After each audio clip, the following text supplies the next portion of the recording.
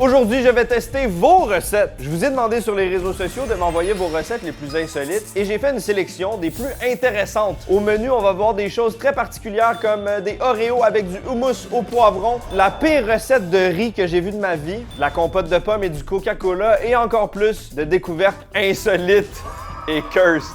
C'est bien beau des recettes étranges, mais mon objectif va être de faire de belles trouvailles. Dénichons une perle dans le tas de marde. D'ailleurs, suivez-moi sur Instagram si vous voulez potentiellement participer aux prochains épisodes où je teste les recettes de mes abonnés. Je fais des stories de temps en temps avec des formulaires pour que vous puissiez vous inscrire. J'ai même une photo musclée.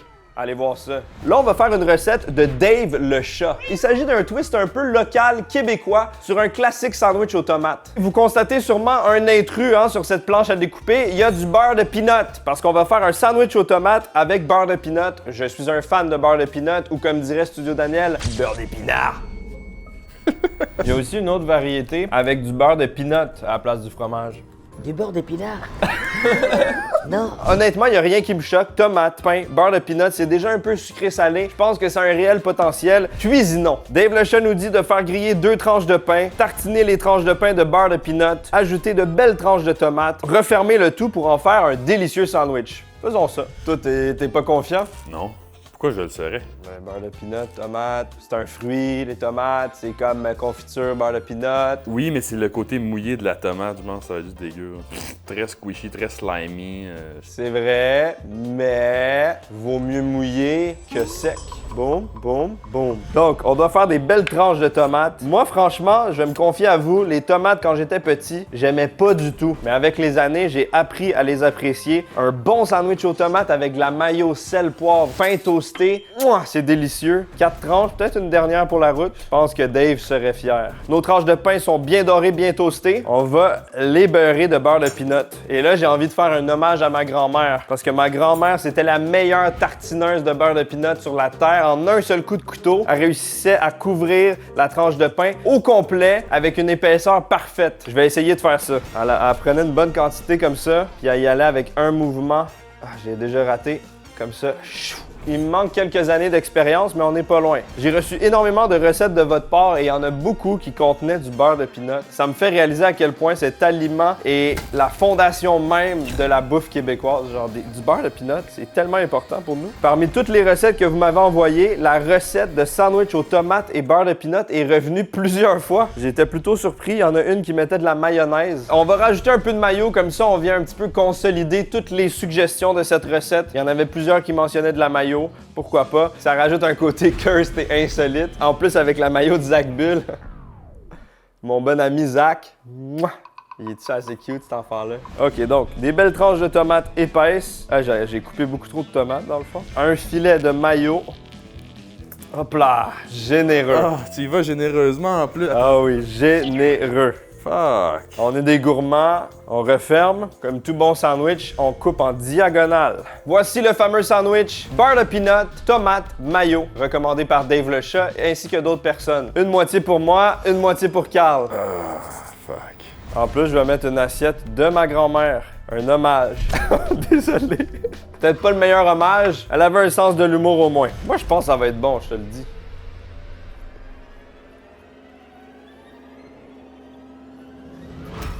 J'ai mis beaucoup de tomates quand même, hein? C'est pas les tomates les plus mûres non plus. C'est un peu surette. C'est dur. Le beurre de peanut vient enrober la bouche. Ça rend ça crémeux, un peu plus cochon, mais c'est vraiment pas nécessaire non plus. Je trouve que juste mayo tomate, c'est très bon. Je suis quand même surpris à quel point le beurre de peanut vient juste rajouter de la texture et on sent pas tant que ça le goût. Je pense que j'aime ça. Ça t'ouvre l'appétit? C'est pas nécessairement la phrase que j'utiliserais, là, mais... Ça tombe bien. Il y a une moitié juste pour toi. Fais-moi confiance. C'est meilleur qu'une sandwich juste tomate mayo. Je trouve que ça vient juste renforcer la théorie que le beurre de peanut, c'est tellement bon que c'est bon avec tout. Ou qu'on a vraiment pas tant de goût que ça. Genre. Bravo Max le chat, ta recette est validée. C'est Dave le chat. C'est-tu Dave le chat? Ouais. Bravo Marc. Bravo, Steve. La prochaine recette est digne d'un étoilé Michelin, vous allez voir, hautement gastronomique. Une recette de Tyringer, je sais pas comment ça se prononce, qui dit « C'est pas moi, mais ma femme. Il mange du riz blanc avec du fromage, du ketchup, des M&M et elle prend des Doritos au fromage pour s'en servir comme cuillère. » Il y a vraiment un côté enfantin avec cette recette. Je sais pas quel âge a ta femme, mais c'est spécial. Mais ça fait aussi très recette de femme enceinte. Aussi, Tu sais, genre des recettes weird de mélange parce que t'as des cravings étranges quand t'es enceinte. il y a deux options. Option A, ta femme est enceinte, donc elle a un enfant en elle. Option B, c'est une enfant. Ouais, on va quand même y aller avec la première option tout de même.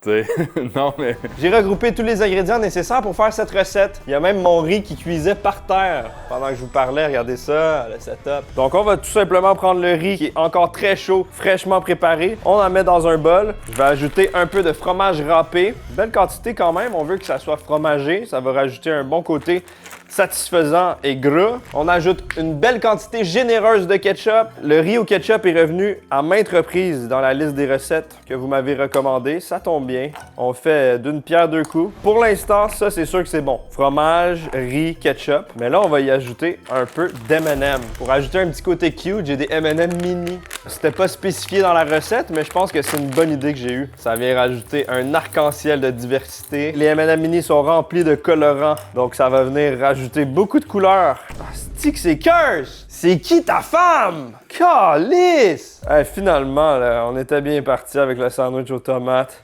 Doritos. C'était spécifié de prendre les Doritos au fromage, donc c'est ce que j'ai ici pour plus d'authenticité. Donc on va prendre tout simplement un Doritos et l'utiliser comme une cuillère en allant creuser un peu le riz comme ça. Voilà, donc ça c'est la bouchée idéale. On a notre Doritos, le mélange de riz, les M&M, le fromage et évidemment sans oublier le ketchup. Merci beaucoup à ma merveilleuse communauté, curieuse de découvrir les nouvelles saveurs, fan de gastronomie, de m'avoir recommandé ça. On a la communauté qu'on mérite, il paraît. Bon appétit.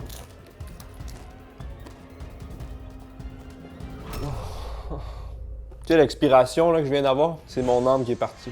Ce repas me met dans tous mes états. Vous le voyez pas dans mon expression faciale, mais je suis furieux. C'est quand même bon.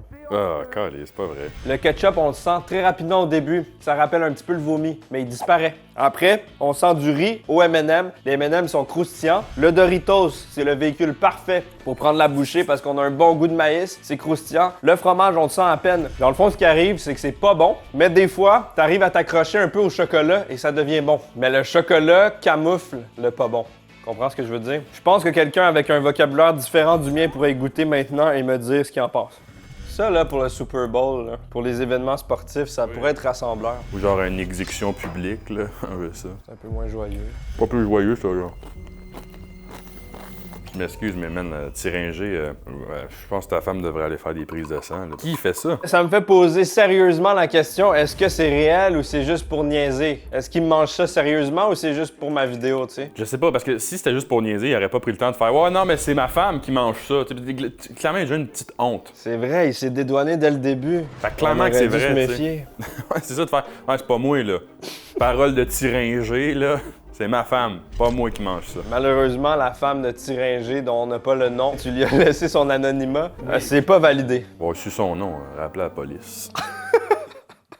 On va maintenant tester une recette idéale pour l'apéro, une recette de Wilfred, très simple et très efficace. Ça a l'air niaiseux, mais je mange du hummus avec des Oreos. J'ai tout ce qu'il faut ici pour faire cette recette, le hummus, les Oreos. On va faire une genre de belle petite présentation d'apéro, ça va être parfait. Facile de faire une belle présentation. Tu ouvres le pot de hummus. Et on va mettre nos petits craquelins disposés avec soin tout autour. Tout bon apéro qui se respecte vient avec une boisson. Donc on met ça de côté. J'ai une recette de TELUS parfaite pour l'occasion. La compote Coca. Un petit pot de compote à la pomme, du Coca-Cola. Pour un pot de compote, ajoutez 2 pots et demi de boisson. Mélangez dans un verre. Il faut que la texture ne soit pas trop liquide. Recette testée et pas approuvée par mes amis. 2 pots de coke, il a dit? Tu utilises le pot Ah, OK. pour mesurer le coke. C'est smart. Puis la personne s'appelle TELUS? TELUS. C'est la compagnie, là? Non, parce que c'est un français. Il dit Coca, compote Coca. C'est pas un nom à toute bonne fin pratique, là. TELUS. Ah, c'est peut-être son gamer tag. Il y a aussi une recette de pipi poulet. Ça, c'est son nom, là. C'est pas la recette, j'espère. Non! OK. Et j'ai beaucoup de difficultés avec les boissons, avec des grumeaux à l'intérieur. Je sens que c'est une mauvaise idée de mettre de la compote. Au niveau des saveurs, il va y avoir rien d'étrange, hein, parce que pommes, boissons sucrées, pourquoi pas. C'est vraiment les textures que je suis pas fan. Donc on ajoute le pot de compote de pommes, un pot. J'espère que ça va rentrer dans mon verre. On utilise la technique pour mesurer de TELUS, un pot de Coke et 2 pots de Coke. Ah, c'est parfait. Ah, ça me tente pas. C'est l'heure de l'apéro, mesdames et messieurs. Imaginez, il y a un match des Canadiens ce soir. Hein? Du petit hummus Oreo et le fameux Coca-Cola Moton. Commençons par la boisson, tout simplement, que je redoute. Santé! Merci, TELUS. Le goût du Coca-Cola est très bon, tu sais. C'est bien gazéifié, mais vient les morceaux, vient les grumeaux de compote de pommes et le petit goût fruité terreux de la compote de pommes. Et c'est tout simplement pas nécessaire. Personne n'a demandé ça. Au moment où tu mets ta compote de pommes dans un verre, tu dois te poser la question, pourquoi je suis en train de faire ça? Quelles vont être les prochaines étapes de cette recette et pourquoi est-ce nécessaire? Souvent, quand c'est non, t'as pas besoin de continuer. Mais c'est quand même bon. Non, c'est pas vrai. Je dis tout ça pour ça, mais j'aime ça. La saveur de pomme et de coke, ça fonctionne. Les grumeaux, par contre, c'est horrible. Je ne recommande pas. Maintenant, les Oreos et le hummus au poivron, j'ai l'impression, en parlant, d'être dans un univers alternatif où les mélanges sucrés-salés sont la norme de la société. Un petit craquelin. On pourrait même mettre du hummus entre les deux. On va commencer par le tremper comme ça. Ça part, Wilfred. J'espère que t'es là en ce moment que tu regardes. Ah, Wilfred. J'espère que t'es là, ici, présentement, dans les murs. Moi, le hummus, là, j'aime ça, mais avec certaines choses spécifiques. Je sais pas, je suis un genre de... Puis c'est quand même raisonnable si t'aimes pas du hummus avec ton Oreo. Je vais quand même l'essayer, mais on dirait que là, j'atteins un niveau où mon estomac est un petit peu fâché. Je sens que j'ai une sensibilité qui s'est développée, là. On y va, 3, 2, 1.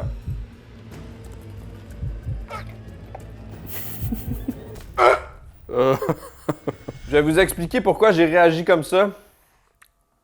C'est pas bon. Des fois, c'est pas compliqué, hein?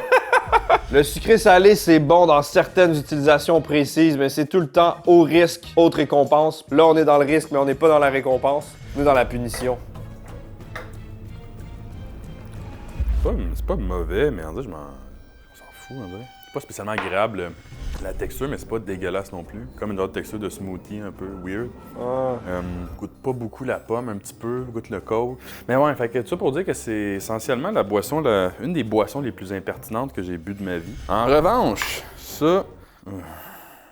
J'aime vraiment ça. Genre, j'ai une grosse passion et intérêt pour le hummus au poivron. Puis j'ai peur, du manquer de respect, premièrement.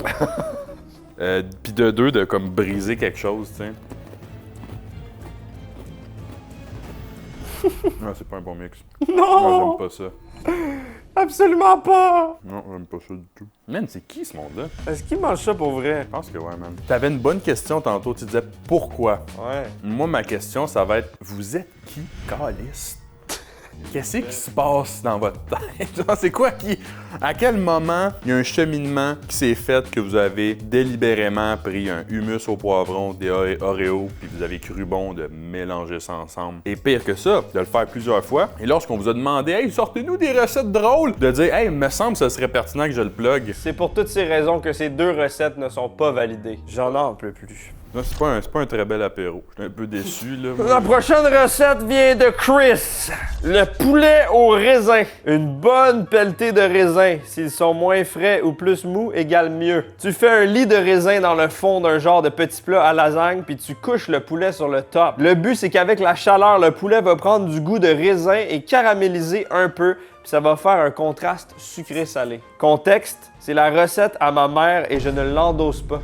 Ça, c'est son héritage familial à Chris. Le poulet au raisin de génération en génération. Encore là, c'est quelqu'un qui se dédouane de... Ah, c'est mauvais signe, hein? Un truc que je suis pas sûr de comprendre dans cette recette, c'est que ce n'est jamais spécifié quel morceau de poulet mettre. Est-ce que c'est un poulet entier? Est-ce que c'est des cuisses de poulet? Est-ce que c'est des poitrines de poulet? De mon côté, j'ai décidé d'y aller avec des poitrines. On va voir ce que ça donne. Niveau assaisonnement, il y a rien à part du sel. Ça aussi, ça m'inquiète. Mais on va l'essayer, peut-être qu'on va être surpris. C'est pas écrit non plus la couleur des raisins, mais j'y suis allé avec des raisins verts parce que je trouvais qu'il y avait comme un fit naturel raisin vert poulet. Je pense qu'un plat comme ça va être parfait. On va mettre un lit de raisin.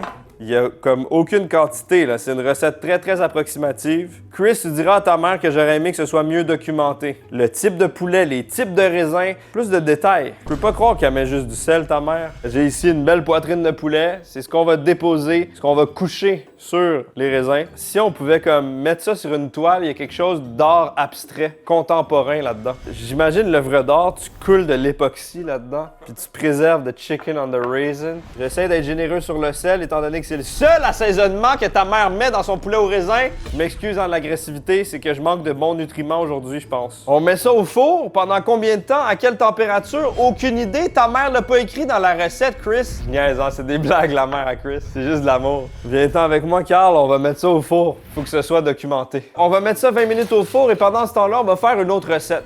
Des biscuits pépites de chocolat, cuire environ 30 secondes au micro-ondes, cela fait ramollir le biscuit. Une fois le biscuit ramolli, badigeonné d'une bonne couche de croton. Déguster.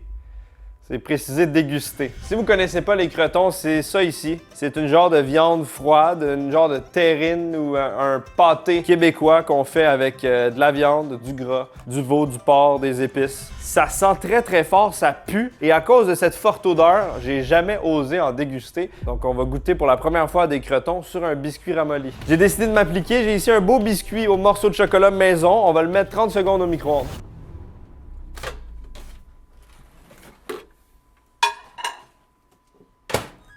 Ça fait 20 secondes. C'est bien moelleux, bien chaud. C'est parfait pour mettre le croton. Voici à quoi ça ressemble, un délicieux croton sur un biscuit. Ouais, tu t'es appliqué, t'en as mis quand même pas mal aussi. C'est beaucoup ça? Il y a des organes là-dedans, non? C'est sûr que oui. Je pense pas. Ben, ça pue. J'ai un blocage mental avec les crotons, mais j'adore les biscuits au chocolat, donc pourquoi pas, hein? Merci Nancy. Ça te tente pas? Est-ce que ton croton a l'air un peu du porc haché, pas cuit, genre? Ouais. Ouais, ça me fait rire. Ça a pas l'air du best croton, hein? Fuck. J'ai des frissons dans le dos. Review de mes premiers crotons. On dirait du jambon haché. C'est très salé et c'est gras. C'est franchement pas mauvais, malgré l'odeur nauséabonde. Le croton et le biscuit, ça fait vraiment sucré-salé. Je pense que ça aurait été mieux un biscuit qui a pas été ramolli, parce que les crotons, c'est bien mou. Donc ça fait du mou sur du mou. Je m'attendais sincèrement à avoir un gag reflex, un bruit de répulsion de gorge, mais c'est pas le cas. J'aime quand même ça. Je le dis avec très peu de conviction, mais je pense potentiellement que ça pourrait être validé. Je vais goûter, Carl. Il te reste un petit piece. J'aime pas le goût du croton avec l'arrière-goût du chocolat. Non, c'est bizarre. C'est Ça trop m'a bizarre. inspiré un dessert. Imagine un mi-cuit, mais la partie mi-cuite, c'est du croton. Un volcano au croton. Ah, genre un croton qui coule, là, le gâteau. On a encore un peu de temps avant que le poulet au raisin soit prêt, donc faisons une autre recette, cette fois-ci de la part de Thomas. Un petit ficello fondu dans le micro-ondes avec du sucre dessus, emoji de langue. J'ai des ficellos, j'ai du sucre, mais là je me pose une question, Thomas. Est-ce qu'on met le sucre avant de le mettre dans le micro-ondes ou on met le sucre après au service? Est-ce que le ficello est effiloché, entier, coupé en morceaux? Ah, ce manque de spécificité me rend ouf. Moi, je suis un grand fan de ficello. Je pense que je vais l'effilocher, ouais. Ça va mieux fondre. Il n'est pas écrit non plus le temps au micro-ondes, ni la quantité de sucre. Je pense qu'un 30 secondes au micro-ondes devrait suffire. C'est quoi ça? Thomas! Ah, ça sort du micro-ondes. Regardez-moi ça. C'est un amas de fromage fondu avec une croûte de sucre. Mélangeons, voir. Ça a fait un moton. Qu'est-ce que tu nous fais là, Thomas?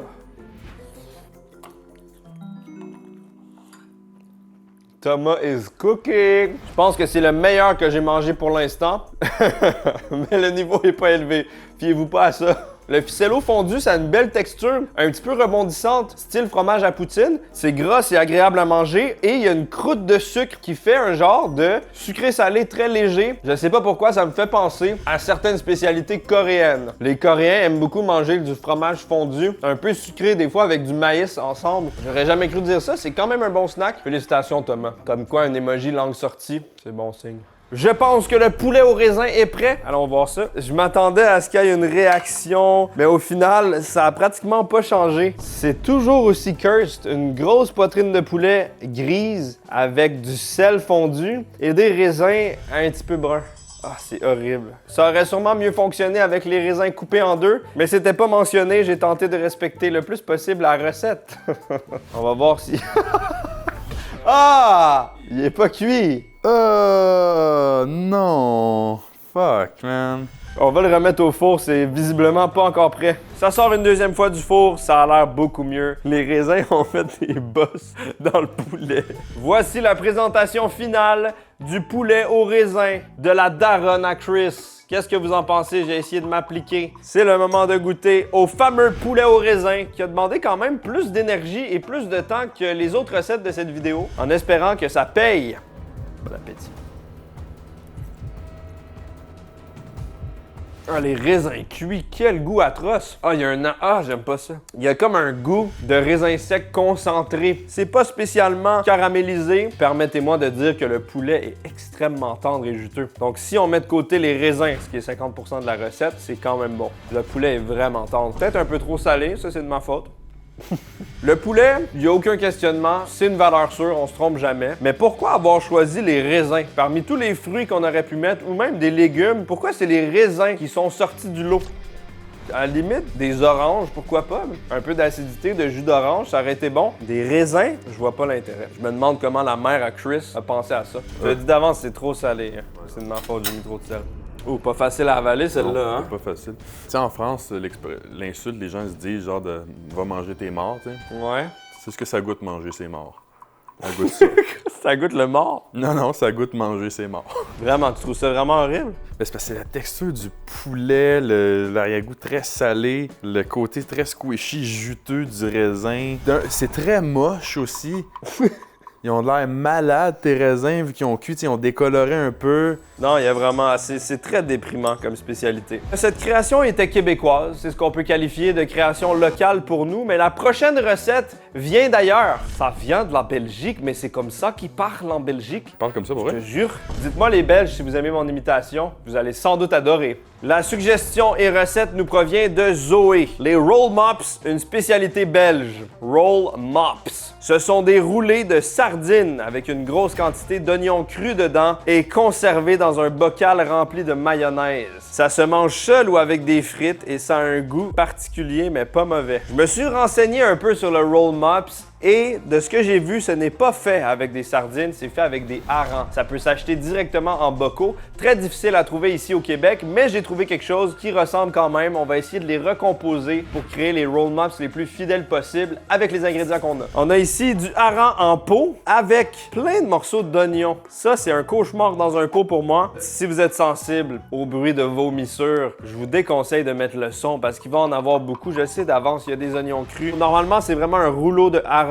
Mais nous, on va juste prendre un morceau de hareng comme ça. Je vais y rajouter des beaux morceaux d'oignon. Dans la vie, il paraît qu'il n'y a pas de croissance tant qu'on ne sort pas de sa zone de confort. Eh bien, cette bouchée ici représente la plus grande croissance possible. Oh! On ajoute un filet de mayonnaise là-dessus, sur le hareng rempli d'oignons. Il y a les os, il y a les oignons et il y a la mayo. 3, 2, 1...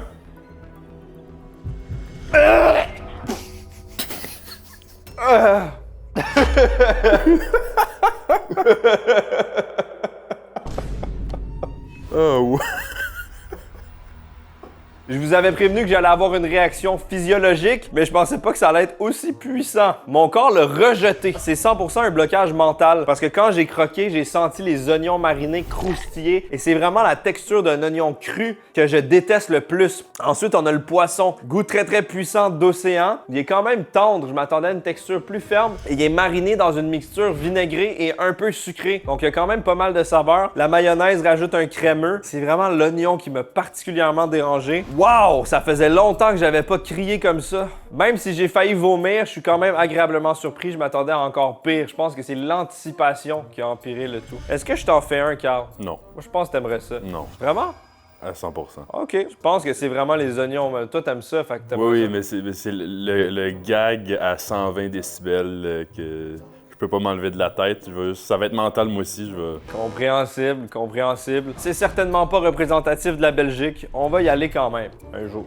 Merci de m'avoir partagé toutes ces belles recettes, toute cette richesse culinaire. Je pense que parmi tout ce qu'on a testé, ce que j'ai le plus détesté, c'est les roll mops, avec tout respect. Et ce que j'ai le plus aimé, c'est le sandwich tomate, beurre de peanut et mayo. Sinon, le ficello au sucre était bon aussi. Oubliez pas, si vous voulez recommander vos propres recettes pour un prochain épisode, suivez-moi sur Instagram. Je vais faire des stories avec les formulaires pour vous inscrire dans les jours qui suivent. Merci d'avoir regardé. Et pour mes résolutions, ce serait de mieux manger pour la prochaine vidéo, s'il vous plaît. Bonne année!